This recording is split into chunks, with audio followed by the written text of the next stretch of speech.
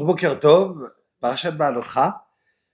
On va commencer par la fin de la paracha, comme ça on s'assure que le point que je voulais parler, on va y rentrer. Après, Bezrat Hashem, on ira peut-être à l'envers sur quelques points autres dans la paracha en fonction du temps qu'on a. ותדבר מרים ואהרון במשה על אודות האישה הכושית אשר לקח, כי אישה כושית לקח. Tout le monde connaît cette histoire, Zachor et Asher Asa Hashem Elokecha Miriam. On a une mitzvah, de même qu'on doit se rappeler, Zachor, rappelle-toi ce qu'il a mitzvah avec Amalek, ce qu'il y a eu. On a une mitzvah de se rappeler tous les jours. Zachor et Asher Asa Hashem Elokecha le Miriam. Ce que Hashem il a fait à Miriam, quand elle a parlé, on connaît ce Lashon Hara sur Moshe Rabbeinu. On va raconter cette paracha, lire les psukim et essayer de la comprendre. ותדבר מרים ואהרון במשה על אודות האישה הכושית אשר לקח. Myriam, elle a parlé, Aaron, avec Aaron, d'accord, sur Moshe, sur la femme couchite. Couchite, c'est une noire, et on sait qu'elle n'était pas noire.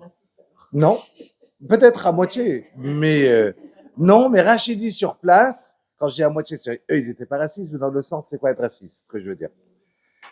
Raciste, c'est juste, si déjà on le traduit, c'est ne pas accepter que l'autre peut devenir comme moi.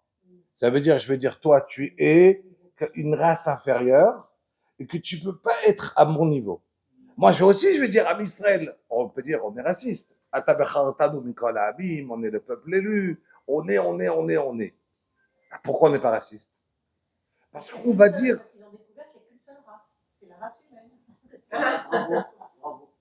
Parce qu'on va dire... Déjà, ça a été éliminé du tableau.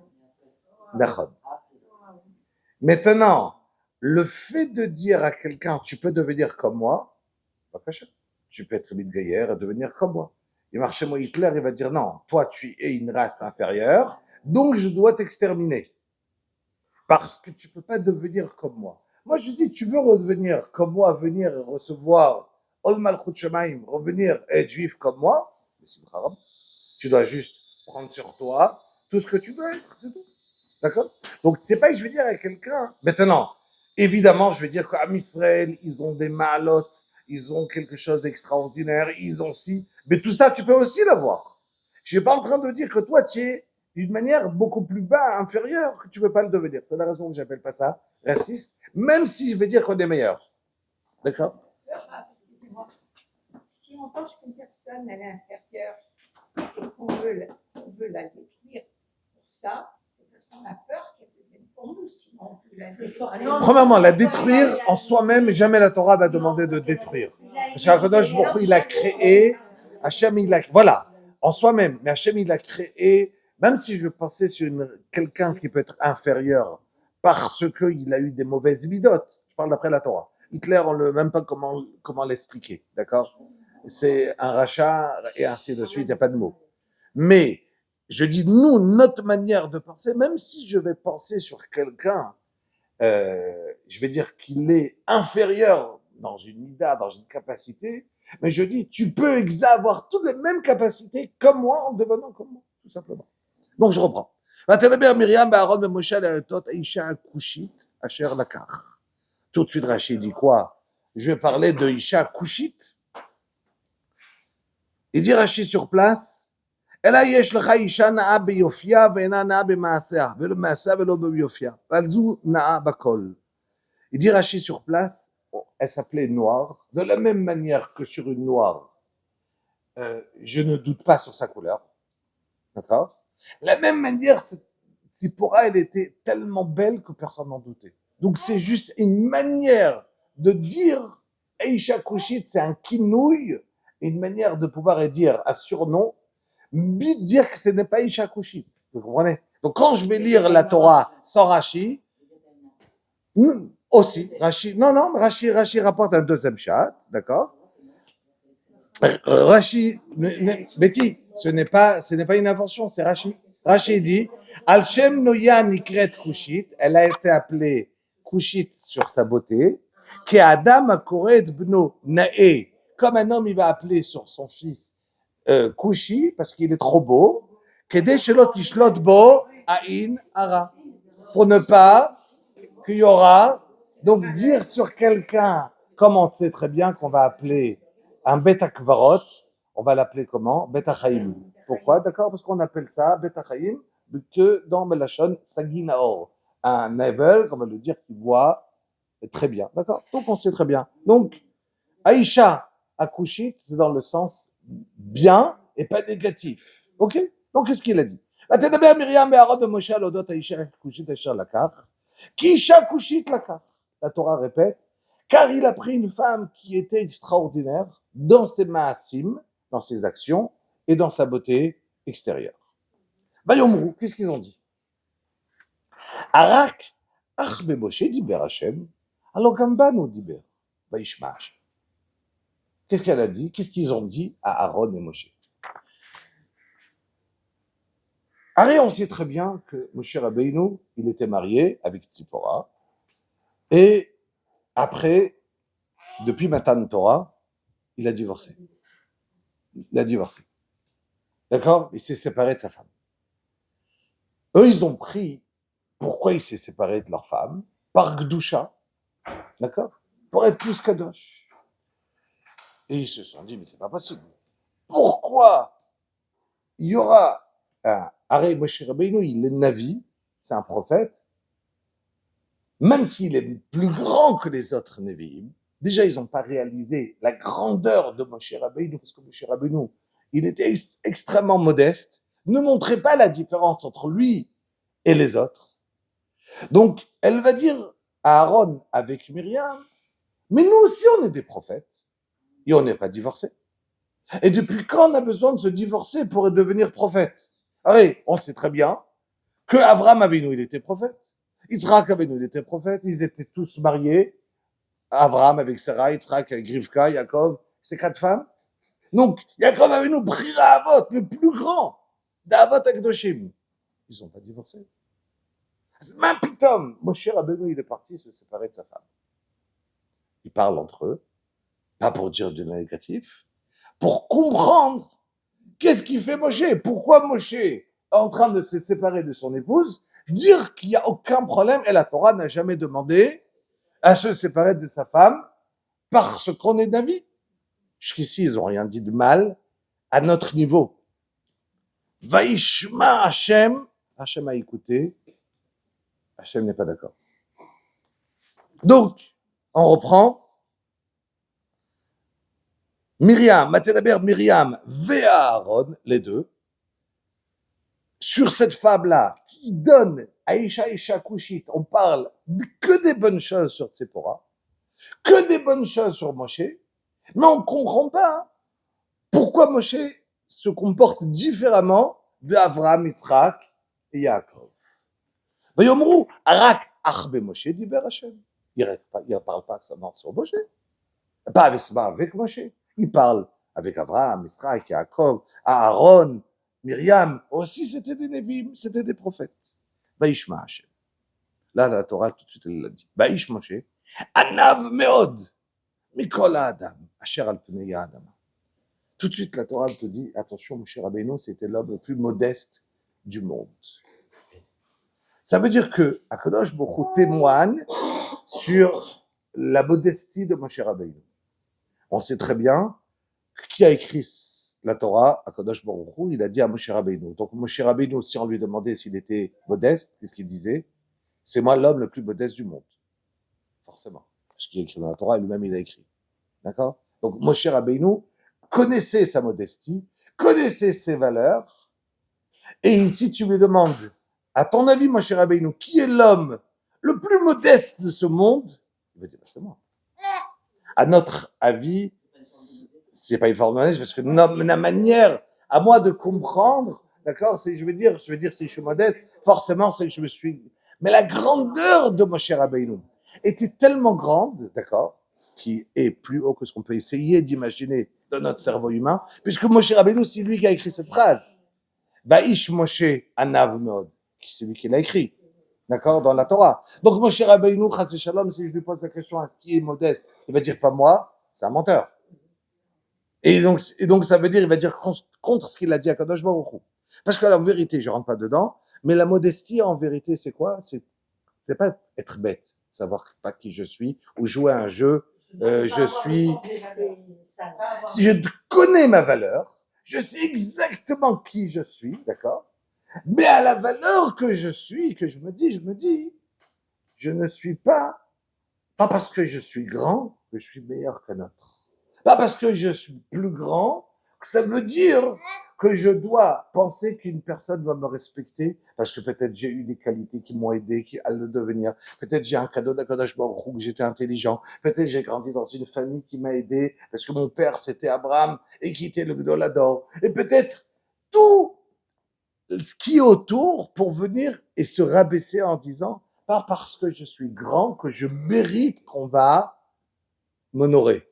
Et il va chercher et voir en chaque être humain les qualités de l'autre.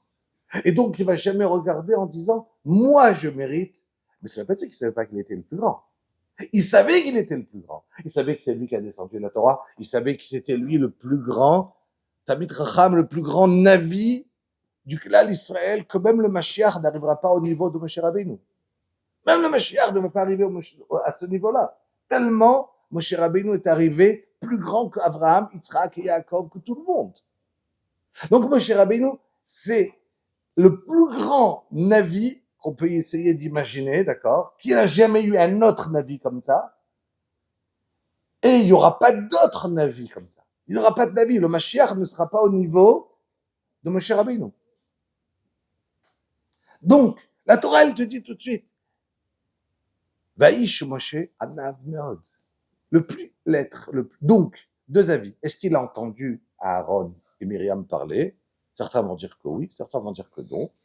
Mais dans les deux sens, la Torah, la raison qu'elle vient te dire, Vaïsh Moshe Anav Meod, c'est pour te dire que même s'il a entendu de lui ou d'Hachem, ça l'a pas dérangé. Il a été mochel sur place. D'accord? Lui, de son côté, il entend qu'on parle contre lui, mais ça ne lui a rien fait. Et sur place, il est mochel à la seconde qu'il entend qu'on parle contre lui, Aaron, avec Myriam avec Aaron. טוב. פסוק ד' ויאמר השם פתאום אל משה ואל אהרון ואל מרים צאו שלושתכם אל אוהל מועד ויצאו שלושתם. ויאמר השם פתאום, c'est quoi פתאום? D'un seul coup, tout à coup. Ça veut dire d'habitude, pour avoir une névoie, une prophétie, donc je traduis plus le mot névoie, prophétie, il y a besoin d'une préparation à un avis. Spécialement, il a besoin d'être taor. Et si un avis, il n'est pas taor, il n'est pas pur, d'accord, il ne peut pas parler avec Akadosh Baruch. Si un homme, il va vivre du coup avec son épouse et qu'il a une relation, il devient impur. Il a besoin d'aller au mikvé. Du coup,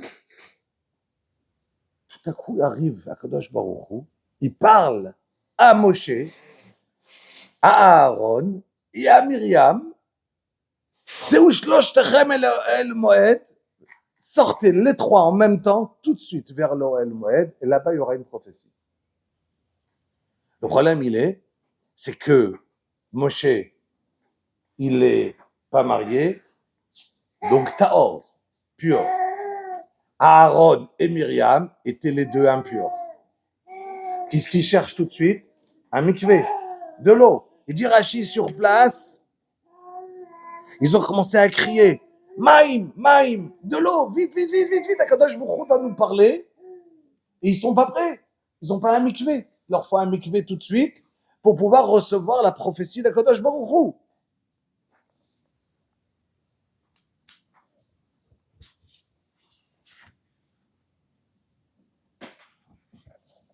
וירד השם בעמון ענן, ויעמוד פתח האוהל, ויקרא אהרון ומרים, ויצאו שניהם. Ils arrivent les trois vers l'Ohel Moed, et voilà que Akadosh Baruch Hu sépare Moshe. וירד השם בעמון ענן, ויעמוד פתח האוהל, il se tient Akadosh Baruch Hu, בענן, dans une nuée, à l'entrée du Ohel, ויקרא Aaron ou Myriam, il sépare Moshe de Aaron et Myriam, ויצאו שניהם, ויאמר, הקדוש ברוך הוא parle. à Moshe, à Aaron et Myriam. Shimon a devarai, écoutez mes paroles. Im yei neviachem Hashem, b'mareh ela betvada, b'chalom adaber bo. Tous les Nevi'im qu'il y a dans le monde, chacun a sa grandeur. La forme d'une névoie, elle va être ou bien Bamaré, maré c'est comme une mara, comme un miroir, merci, ou bien Bachalom, ou bien, mais jamais PLP. Jamais un Kadosh Baruch Hu va parler avec un avis, parole, face à face, sans aucun rideau, sans aucun, rien qui va arrêter. Lochen Avdi Moshe. Non, Moshe Rabbeinu, Bechol Beti Neeman hu. Moshe Rabbeinu, c'est Bechol Beti Neeman hu. C'est le seul dans toute ma maison, ça veut dire dans tout le clan d'Israël, tous les autres prophètes du monde, que je l'appelle Neeman, j'ai confiance en lui, fidèle, exactement. PLP à Daberbo, Umare velo bechidot, utmunat Hashem yabit. Moshe Rabbeinu, qui viachol, regarde à Kadosh Baruch Hu, il dit Rachid, pas vraiment à Kadosh Baruch Hu, qui lo iré à Adam Bachai, qui lo irani à Adam Bachai. On ne peut pas voir à Kadosh Baruch Hu et vivre, d'accord? Mais il avait vu, on se rappelle dans les Gimel Midot, les 13 Midot, il avait vu qui viachol l'arrière, les Midot arrière d'Akadosh Baruch Hu. Et tout de suite, Umadoua, le Yeretem le Daber Beavdi Bemoshe. Pourquoi vous n'avez pas eu peur? Vous avez parlé contre mon serviteur, Moshe. Donc, pour qu'ici, Akadosh Baruch Hu, il parle, il ne s'énerve pas. On a fait un shiur de Chinour cette semaine, extraordinaire. Combien Akadosh Baruch Hu nous apprend l'éducation à l'autre, des enfants, pour nous, avant de crier, explique. Après qu'il a expliqué pourquoi je vais m'énerver contre toi, mais d'abord que la personne comprenne pourquoi je m'énerve. Si d'abord je te montre que je suis énervé, et après là, pourquoi je suis énervé avec ce que je t'ai fait. D'accord? D'abord, j'explique. Ça veut dire que quand j'explique, je suis calme, parce qu'en vérité, entre guillemets, c'est un jeu d'être énervé, pour nous, d'accord? Donc quand je vais éduquer un enfant, je dois penser à ne pas être énervé. Ah, je dois montrer que je suis énervé, après.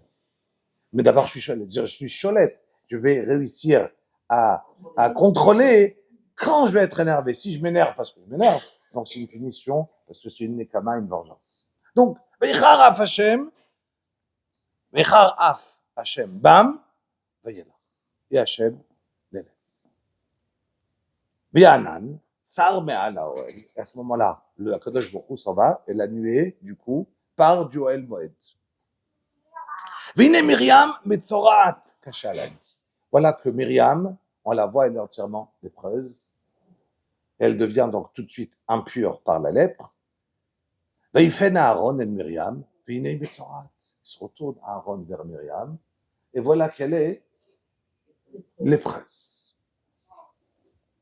Vayomer Aaron el Moshe, biadoni, al na tachet aleinu chatat, asher alonu alnu v'asher chatan. Il demande tout de suite à Aaron, à Moshe. Donc déjà, Manienne, Aaron n'est pas puni. D'accord? Il dit qu'ils étaient ensemble. Mais Aaron, David dans l'Akbara, qu'il a été puni une fraction de seconde. Il a eu la lèpre et Hachem, il a guéri tout de suite. Oui, parce que c'est lui. Alors, on va y arriver. Al-Natei Kamet, voilà tout de suite, il demande à Aaron demande à Moshe Rabbeinu, ne ressemble pas à celui qui va pas prier et qui va ressembler à quelqu'un qui que comme si elle va devenir lépreuse.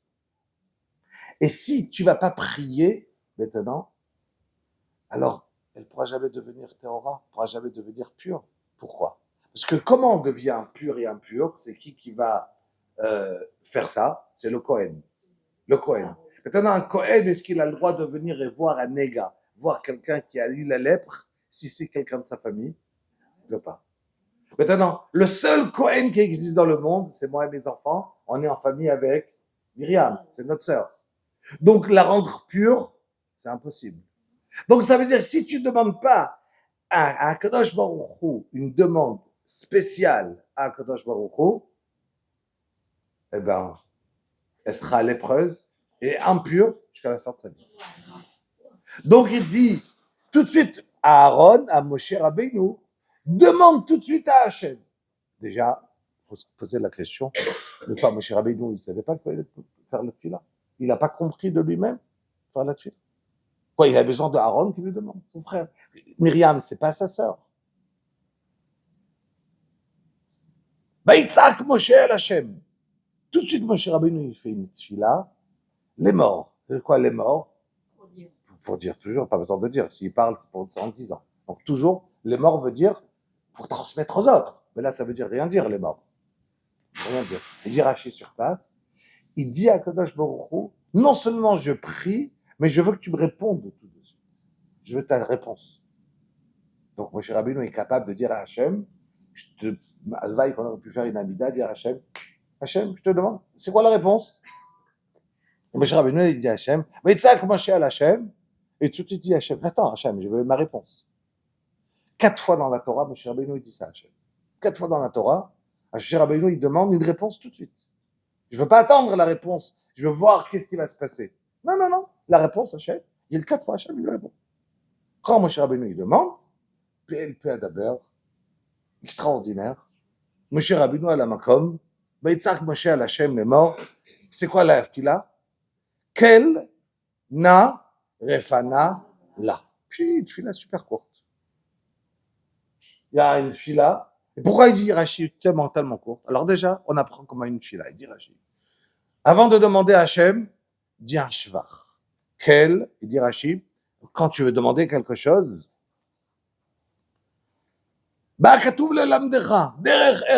quand tu veux apprendre comment te comporter, comment tu dois parler avec Hachem.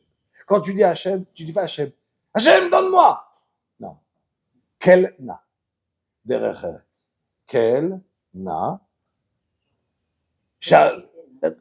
Refana. Encore une fois, na, ça veut dire maintenant. Le premier na, c'est tachadunim. Le deuxième na, c'est maintenant. Na, arshav. D'accord? Ils s'écrivent pareil. D'accord? Donc, quel na, s'il te plaît, Hachem, donne-lui une réfoua tout de suite. Arshav. Pourquoi Moshe Rabbeinu ne prie pas plus? Parce que, dit Rashi sur place, 2 raisons. Premièrement, parce que faudrait pas que les gens ils vont dire ah, elle a des problèmes, sa sœur, et il se met à prier tellement de temps. Après, ils vont dire ah, pour sa sœur, il a prié longtemps. Pour nous, il n'a pas prié beaucoup. Donc, Moshe Rabbeinu fait une tfila ktsara, courte. Vayomer Hashem el Moshe. Tout de suite, Hashem, il répond donc à Moshe Rabbeinu. V'yavia yarok yarak befanea, alot tikalem shivat yamim, tisager shivat yamim, chutz lemachane, v'achar ta'asef. Si son père s'était énervé contre elle, il l'avait, kivyachol, craché devant elle, une manière de dire, tu m'énerves. D'accord? Qu'est-ce qu'elle aurait fait? Alors, une fille que son père lui crie, elle doit avoir honte au moins 7 jours. Qui est capable de parler après avec son père après qu'on lui a crié? 7 jours, il dit à Kadosh Baruch Hu, c'est la logique. Que j'ai dit à Hachem. Voilà. Yomer Hachem el Moshe. Via, si c'était son père, Yarok Yarak befanea, alot tikalem shivat yamim. Elle aurait eu honte au moins 7 jours. Donc si moi, maintenant, à Kadosh Baruch Hu, je lui crie, on aurait pu dire que ça s'appelle un kal vachomer, à plus forte raison. De là, on apprend, vous savez que Yud Gimel Midot, la Torah, Nidreshet. La Torah, elle est Nidreshet de 13 manières. Une des manières que la Torah, elle a apprises comment? Kal vachomer. Kal vachomer. Voilà, a fortiori. D'où j'apprends ce kal vachomer? D'ici. Hachem lui dit, si déjà le père, il n'était pas content, à plus forte raison moi.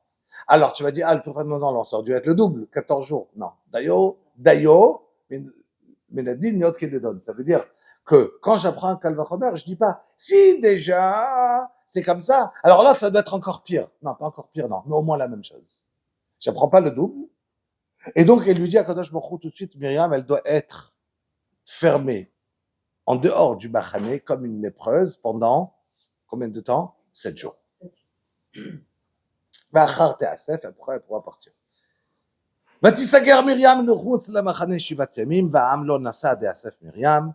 Et après, ils ont voyagé, et tout le peuple entier a dû attendre Myriam. Quelle honte! Le peuple entier, 3 millions de personnes, attendent une dame, et tout le monde sait pourquoi, parce qu'elle a dit de la shonara. D'un autre côté, c'est extraordinaire, le kavod. Ça veut dire, ou à l'endroit où il y a la honte, il y a le kavod. C'est en même temps. Sham mishpato, sham paon. Kadosh, pourquoi il a voulu donner du kavod à Myriam, parce qu'elle a attendu son frère, Mida Keneged Bida, quand il était dans le berceau, dans le Nil. Aval, en même temps, elle a eu sa punition.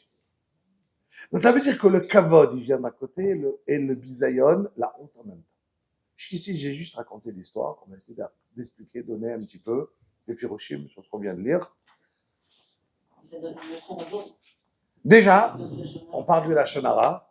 Zachor et asher aseh Hashem, il dit Rashi sur place, Mazoti, c'est la sœur, qu'elle aimait son frère. Veloïd kavna, et sa kavana n'était pas de dire du lachonara, de parler du bal, mais puisque c'est sorti quelque chose de négatif dans ce qu'elle a dit, elle a eu la lettre. Alors combien nous, on devrait faire attention à la shonara. Question importante, pourquoi nous on n'est pas les premiers? Mettre comme ça. Alors Chazal ils disent.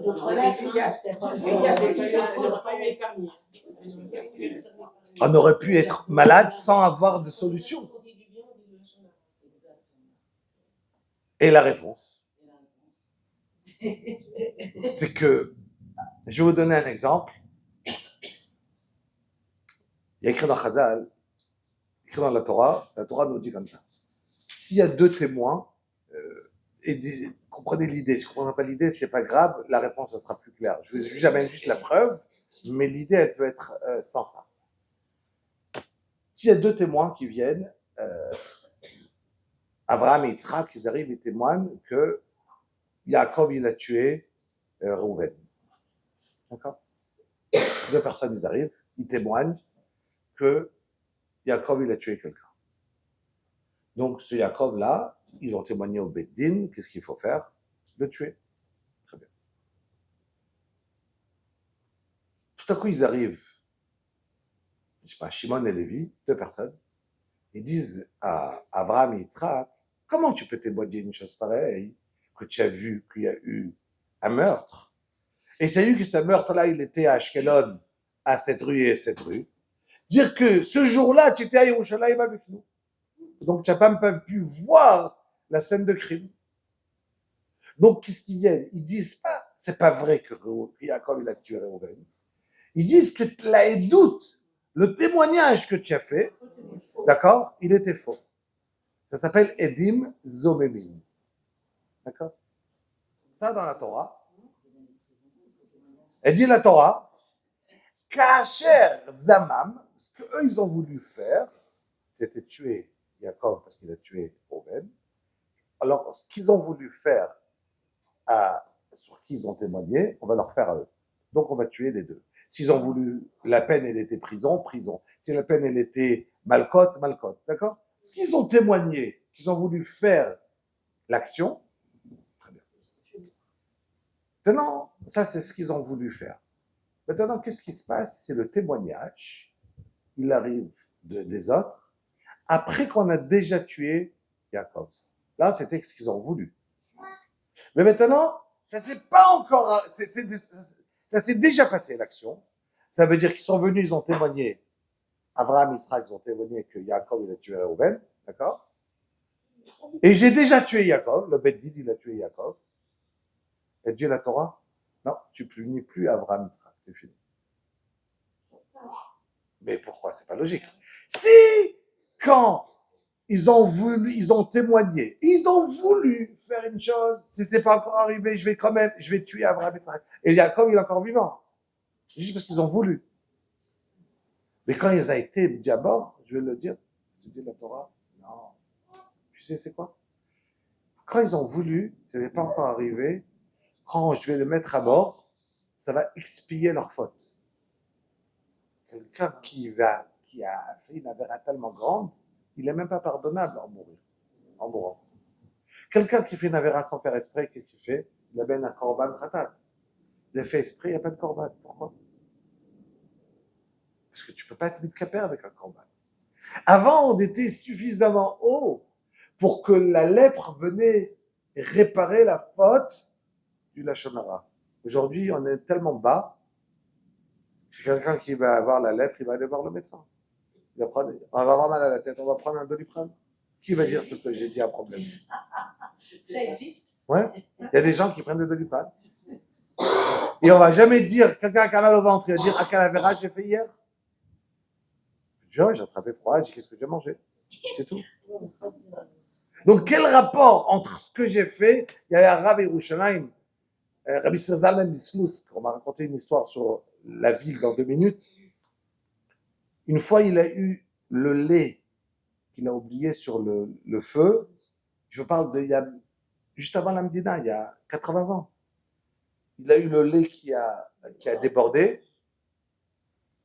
Il a cherché quelle avéra il a pu faire, d'accord, jusqu'à qu'il a pu trouver comment c'est possible que le lait il déborde. Moi, si le lait il va déborder chez ma femme, je vais dire elle a la tête en l'air, c'est tout.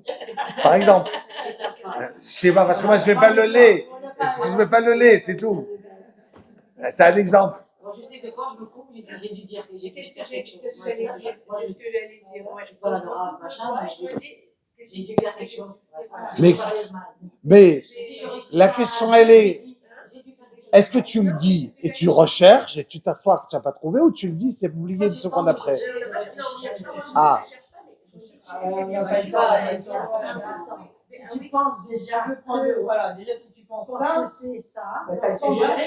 Mais la raison qu'Hachem il va te donner une punition, c'est pas une nekama, c'est qu'on comprenne.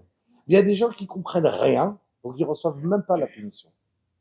Parce que la punition n'arrive à rien. D'accord? ils reçoivent rien. Quand elle était petite, tout le monde était parti. Et elle est partie avec tout le monde de la classe, avec un prof, je sais pas quoi. Et on me téléphone de la Oupéna. Et elle en particulier, moi je leur ai dit, on habite à la maison, il n'y a pas de problème. Et je lui ai expliqué qu'elle, elle se demandait parce qu'elle n'avait pas ce genre d'habitude.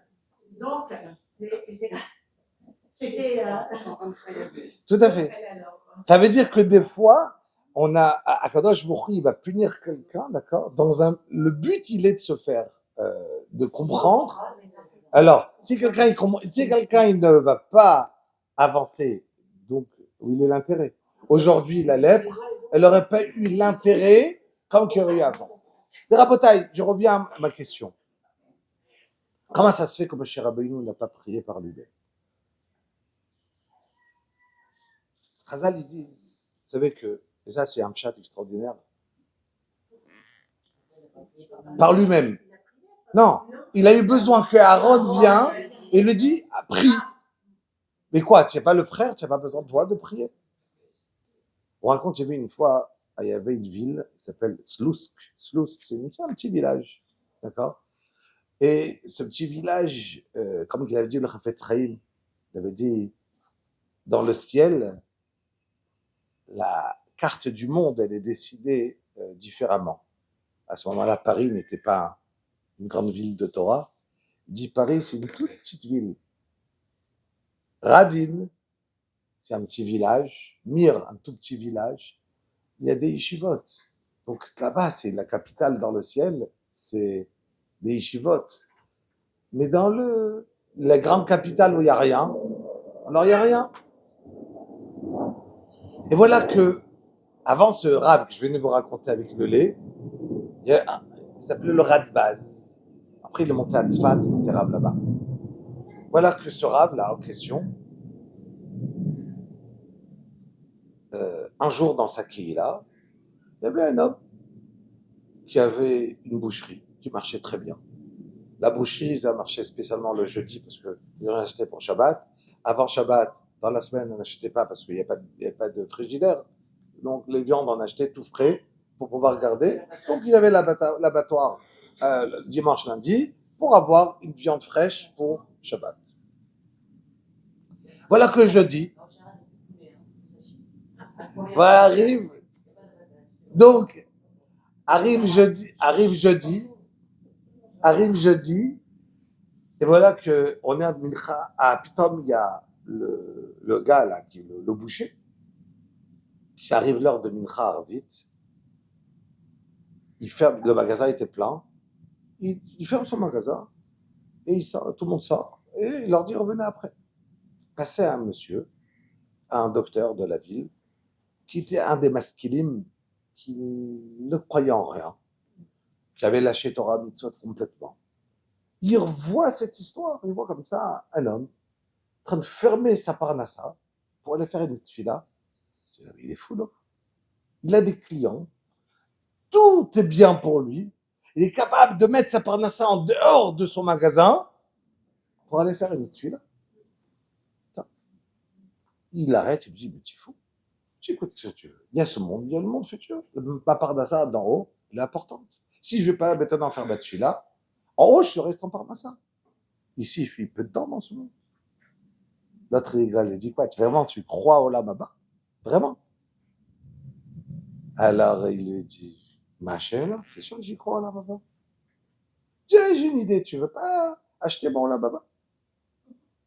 Comme ça, le docteur, il lui dit, j'ai acheté ton Lamaba? Avec plaisir. Alors, il lui dit, un rouble, un euro. Patricia, il achète. Et il tape les mains, très bien. Il compte l'autre, il est content, il rigole, les deux, ils rigolent. Bye bye. Passé 10 ans, 30 ans, voilà que une dame vieille arrive au magasin, elle parle au boucher, elle lui dit, tu vois, tu connais ce monsieur qui était médecin ici dans la ville? Non, je connais pas. Tu connais pas rien sur? Je connais pas, je sais pas de qui tu parles. Je dis, je savais que c'était des bêtises. Je dis, c'est quoi des bêtises? Je dis, écoute, j'ai mon mari qui est mort. Ça fait quelques jours. Depuis tous les soirs. Il me vient en rêve. Il me dit, voilà, je suis arrivé au Lamaba. Je suis mort. Et quand je suis arrivé au Beddin, on m'a jugé sur toute la avérote que j'ai fait. Et on m'a donné tant et tant de punitions. Et zéro Lamaba. J'ai dit, attendez. En dehors de ce que j'étais pas religieux, j'ai fait des fins de mitzvot, j'ai aidé des gens gratuitement, j'ai pu tenir la porte à quelqu'un, j'étais gentil avec cette personne, j'ai fait des bonnes choses dans ma vie. J'ai quand même fait quelque chose, j'ai pas rien fait. Alors il a dit, on lui a dit, Bachamaïm, tu as raison, le temps Lamaba, tu l'as vendu à tel et tel, il te reste plus rien. Et mon mari me demande d'aller te voir pour que je te rachète le Lamaba. Est-ce que c'est racheter?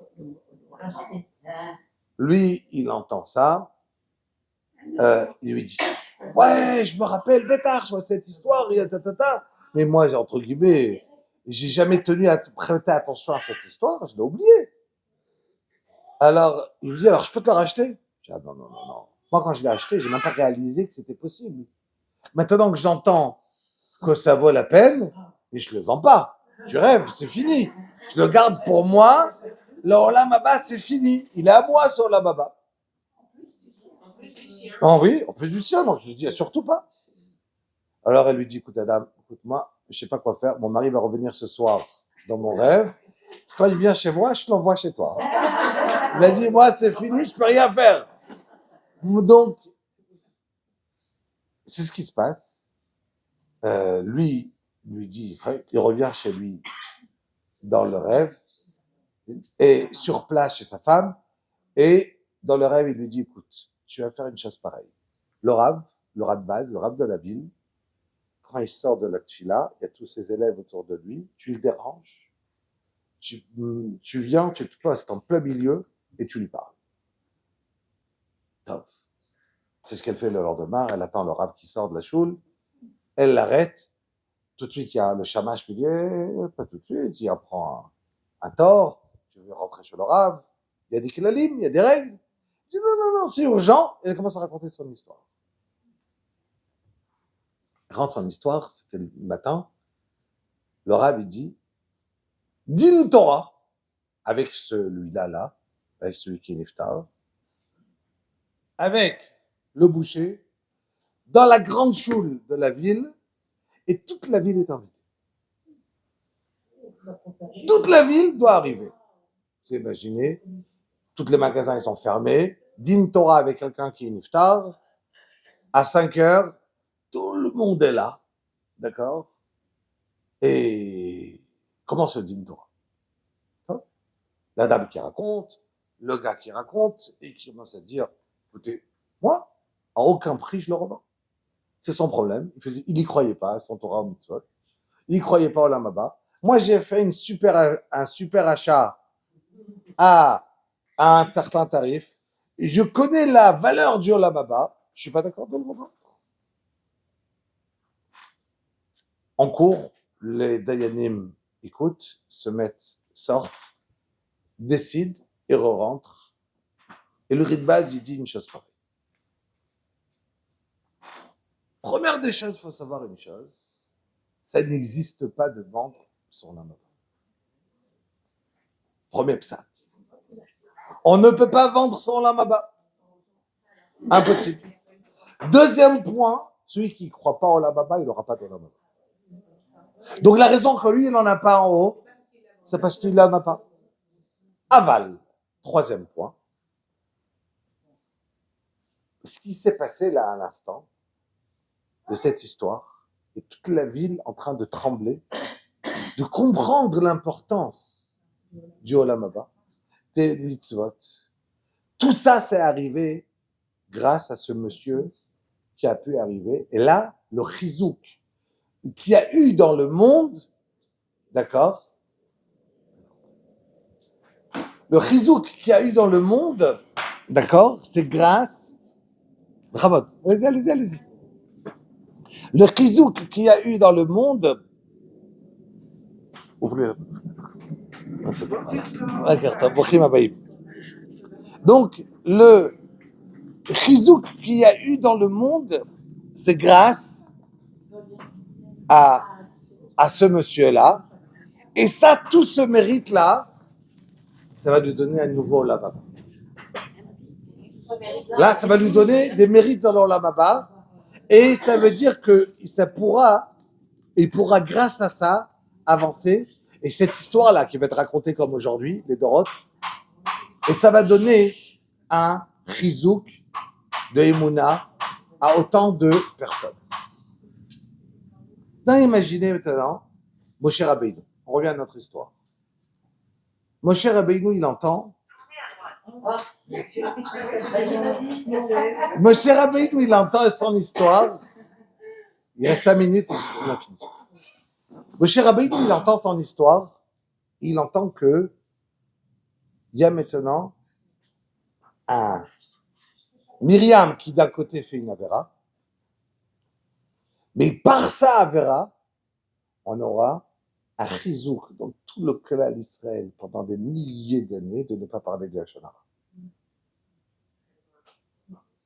Et on a une mitzvah de Zachor. Donc lui, Moshe Rabbeinu, il se dit, peut-être, au contraire, peut-être, laisser l'histoire de la punition, et plus je vais laisser l'histoire, et plus le chizouk qui sera là, et je regarde pas le côté négatif de l'instant de la punition de Myriam, mais je regarde le côté Olam Haba pour Myriam qu'elle va avoir. Et là, Aaron Cohen, il lui dit, non. Par le fait qu'on va comprendre c'est quoi la tchouva, c'est quoi la tfila, on peut faire effectivement une avera, d'accord? Et sur place, à Kadosh Baruch Hu, on a une punition, il y a Kadosh Baruch Hu, il est Merachem, il est Mochel, et Akadosh Baruch Hu, on accepte nos erreurs, et Akadosh Baruch Hu, ben ça va sortir les deux sens.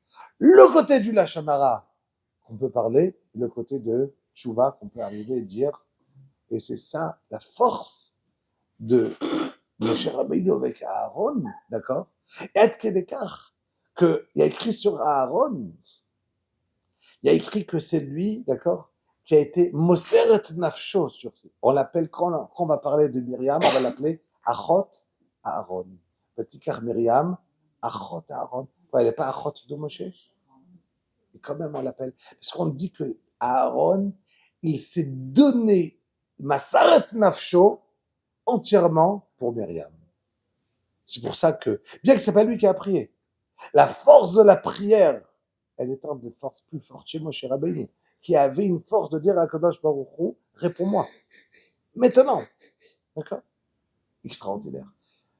J'ai fini, j'avais dit, heureusement que j'ai commencé par cette partie-là. Il y avait, dans la paracha, il y a encore plusieurs parties. Et je vais le dire en 2 mots. Comme ça, après, on a fini, parce qu'on a commencé en retard. Vous savez que Sefer, on a combien de Chumashim? 5. En vérité, la Gemara a dit, il y en a 7. 7.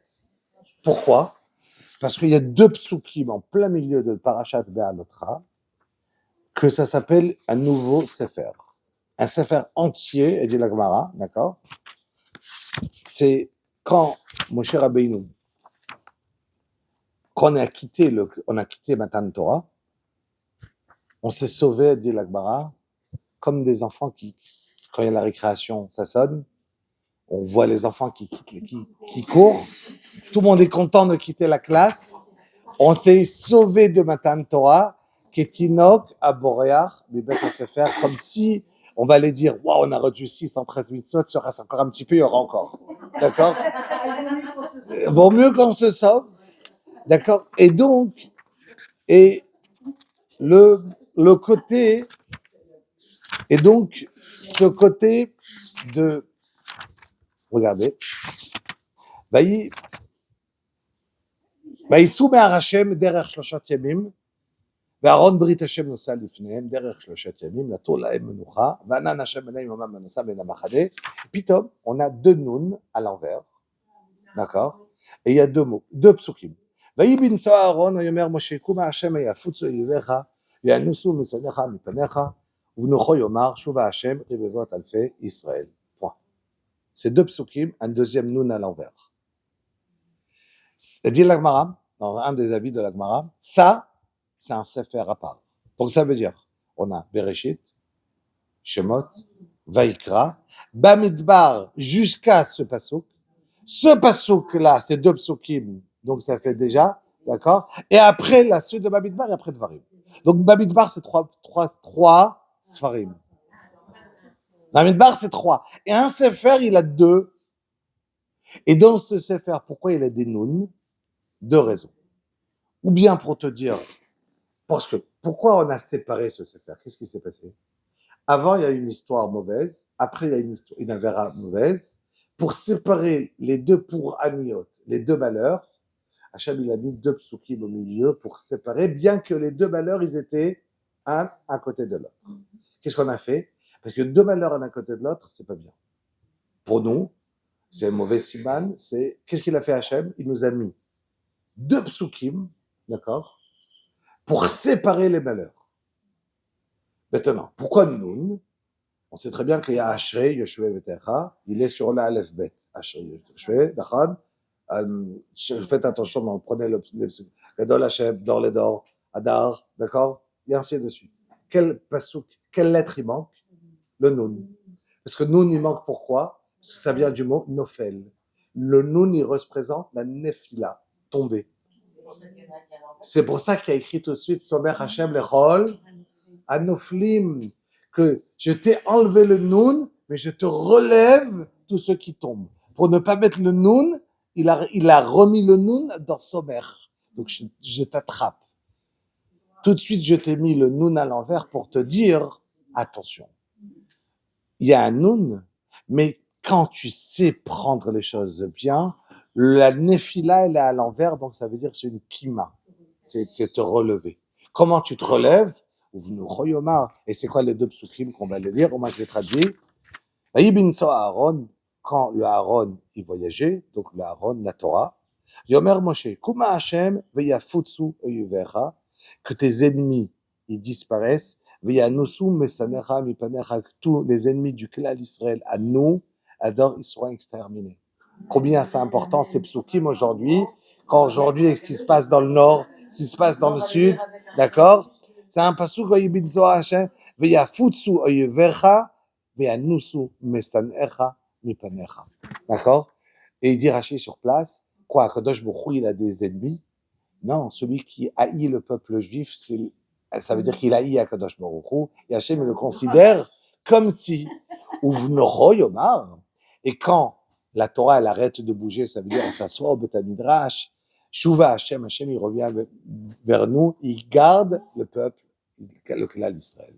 יהי רצון הקדוש ברוך הוא יגרד, ושנזכה למשיח צדקנו במהרה בימינו.